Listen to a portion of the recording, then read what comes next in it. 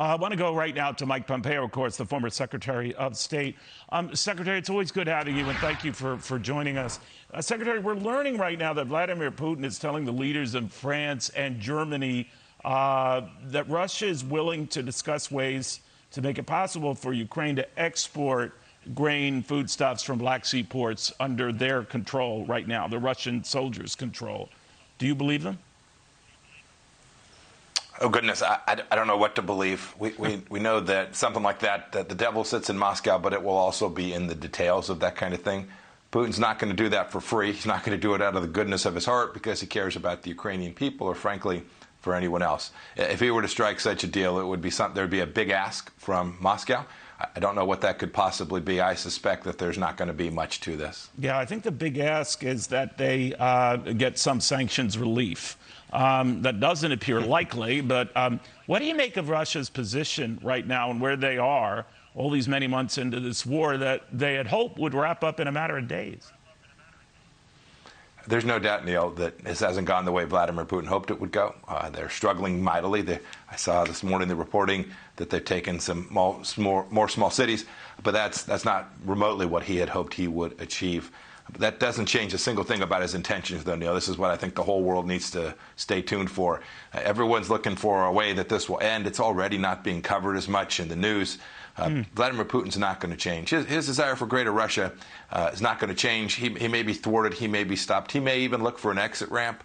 That exit ramp, Neil, is just going to be stopped to get gas and a snack. He is determined to do precisely what he's been after for 20 years, and it will take the West. Europe should lead, but it's going to take American leadership, too. As you know, these things don't just stay in Kyiv and Moscow. They're impacting the whole world. They are indeed. One of the things that I found striking in President Zelensky's remarks about the motivations of the Russians and what keeps them going, that they want to wage a war right now that they don't want to end. He was specifically referring to military leaders in Russia, and more to the point, Vladimir Putin, that it isn't in his interest to end it right now. It isn't in Putin's interest, he's saying. Do you agree with that?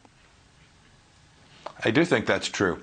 He's got a lot of staying power. He doesn't have very much in terms of domestic political constraints. We always think, gosh, if you lose 10 or 15,000 of your soldiers, that would have a huge risk to your regime, to your leadership. In the United States, we lose a single soldier. We lose 13 soldiers in Afghanistan, and it diminishes you in the eyes of the people.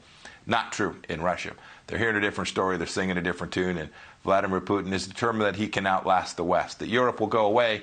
Some European businessmen will just want to make a lot of money, and these sanctions will be lifted, and Putin will be permitted to continue to move freely across Europe in the way that he's wanted to for so long. I hope that that's not the case, but Putin believes that the West is weak and won't stay at this.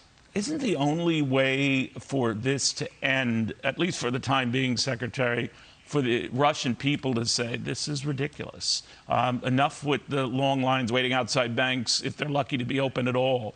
Enough with the empty grocery store shelves and the rocketing food prices and the collapsing ruble, and enough with all of that.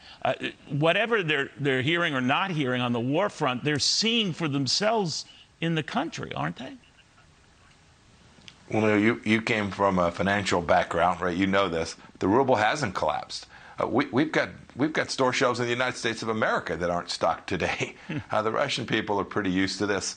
I don't see that causing Vladimir Putin to stop. His determination will continue. He's wanted this for 2 decades. He's going to stay at this until the costs on him and those around him are too high. And we have the tools to do that. We've simply chosen not to use them. When the ruble's where it is today, it tells you that the sanctions aren't particularly effective at impacting the lives of the oligarchs around Vladimir Putin. Those will be the kinds of things that cause Putin to slow down or at least stop for a little bit. I can't imagine that the Russian people could pull it off. I pray that I'm wrong. I pray that one day the Russian people will be able to actually convince him to change his ways. I don't know if there would ever be a Mussolini-type overthrow or an attempt, as there were several to overthrow out of Hitler, but that doesn't seem immediately likely. Then there's the issue, Secretary, about Vladimir Putin's health. What do we know about that? Does this explain his thinking or violent nature now? What? The truth is, Neil, I don't know much more than you read in the press about his health. I knew some of his health history from the time when I was CIA director. Most folks that get to his age have lots of nicks and dings. I'll say this. My experience when I was the CIA director and as Secretary of State is that we over-predicted the death of bad guys an awful lot. The Ayatollah was going to pass. Maduro was on his last legs. Right? We just overpredict this a lot. We shouldn't count on the good Lord to solve this problem for us. We should count on resolve and determination and deterrence of the American people and of the West to solve this problem. Are you surprised? I know you harken back to interest in money matters, Secretary, but I know Russia just cut interest rates. You usually do that in the face of a slowdown in an economy that's in trouble. But to your point, these sanctions haven't done nearly the harm that maybe Western powers, maybe the White House had hoped. What do you think of that? Yeah, I think that's true. Sanctions are tough, Neil. We use them a lot, too. They take enormous breadth. The sanctions have to be really broad. And then powerful enforcement, something that I don't think the administration has fully engaged in. And then they take time. They take an awful lot of time to begin to have the desired effect. They don't happen in days or weeks or months. This Russian economy will prove to be pretty resilient. They will go to a resistance economy. And while it'll slow down, the whole globe's economy, it looks to be headed for a recession. It'll slow down. It'll get tougher, but probably not at the level the Biden team had hoped it would, and certainly not on the timeline that the world would hope it would as well. I know it's a little early right now, Secretary, but a lot of people not only looking at a midterm election year, but the next big election, the presidential election, a lot of people say you're interested in running for president. If that is the case, would you run whether Donald Trump were running or not?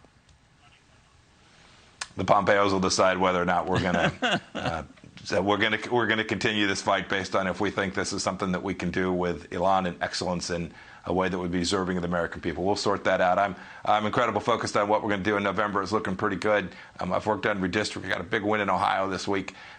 Good for the American people, good for the people of Ohio. I'm pretty focused on 2022. I think we're going to have a great election because the American people can see we're headed in the wrong direction. You do have, an impressive bench of potential presidential candidates, yourself included. The reason why I mentioned whether you would consider that, your family notwithstanding, whether Donald Trump does or not, I get the feeling that people like Chris Christie, maybe even Ron DeSantis in Florida, would run no matter what he decides to do. Does that enter into the equation for you or your family? Nah, Neil, look, if you believe you're the right person for America, you should run. Okay, there you go. That's a very nice way of handling that, and I like that very much. Secretary, always good seeing you. Thank you. Subscribe to the Fox News YouTube channel to catch our nightly opens, stories that are changing the world and changing your life.